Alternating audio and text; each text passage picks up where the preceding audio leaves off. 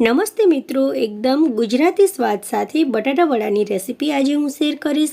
ઘરમાં સરળતાથી મળતા મસાલાનો આપણે ઉપયોગ કરીશું અને જે બટાટા વડા બનશે તે એકદમ ટેસ્ટી મજેદાર બનશે। ઘરના બધા લોકોને પસંદ પડશે।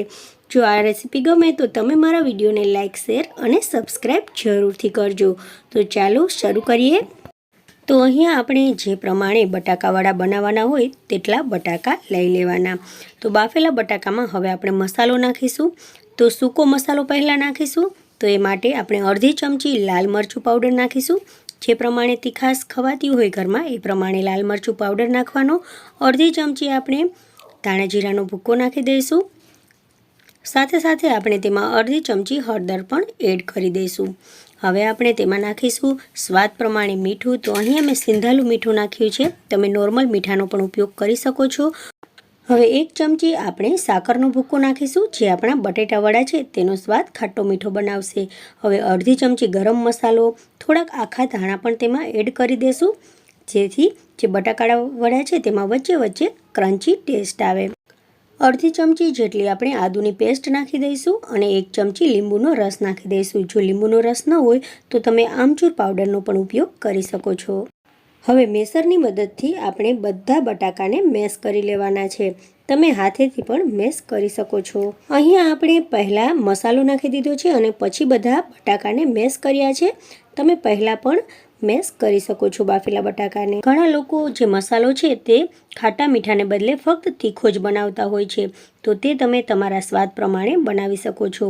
લીંબુ અને આમાં સાકરનો ઉપયોગ નહીં કરવાનો, તો આ મસાલો તીખો બનશે। હવે તેને સરસ રીતે આ રીતે મિક્સ કરી લેવાનો, જેથી બધા મસાલા છે તે બટાટા સાથે સરસ રીતે ભળી જાય। તો અહીં આપણો મસાલો તૈયાર થઈ ગયો છે। હવે આપણે કોથમરી ફ્રેશ નાખીશું, કાપીને દાડમના દાણા નાખીશું અને થોડાક લીલા મરચાં સમારી અને આમાં એડ કરી દઈશું। હવે બધી વસ્તુઓને સરસ રીતે આપણે મસાલા સાથે મિક્સ કરી લેવાની છે। જો વધારે તીખું પસંદ હોય તો તમે તીખા મરચાં પણ આમાં નાના નાના ટુકડા કરી અને એડ કરી શકો છો। કિસમિસ પણ નાના ટુકડાઓ કરી અને નાખી શકાય છે આ।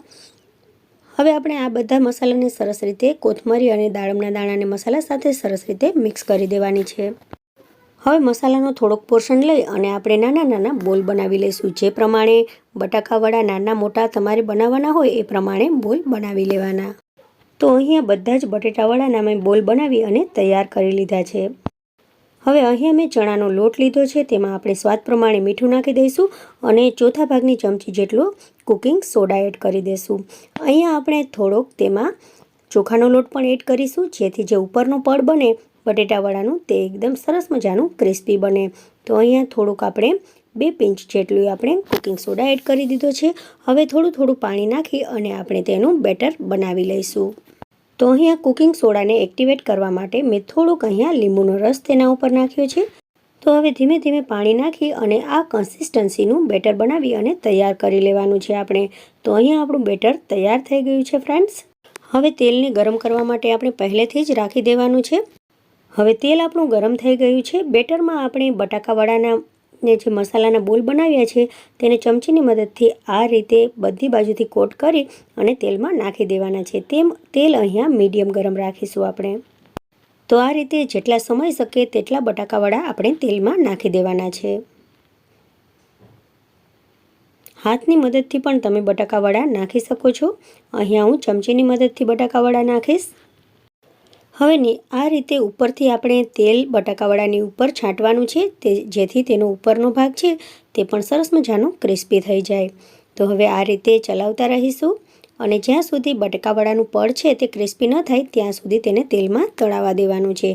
તો અહીં આપણા બટાકાવાળા બની અને તૈયાર થઈ ગયા છે। ડીશમાં તેને કાઢી લઈશું અને વધારાનું તેલ પણ સાઈડમાંથી નીકળી જાય તેનું ધ્યાન રાખીશું।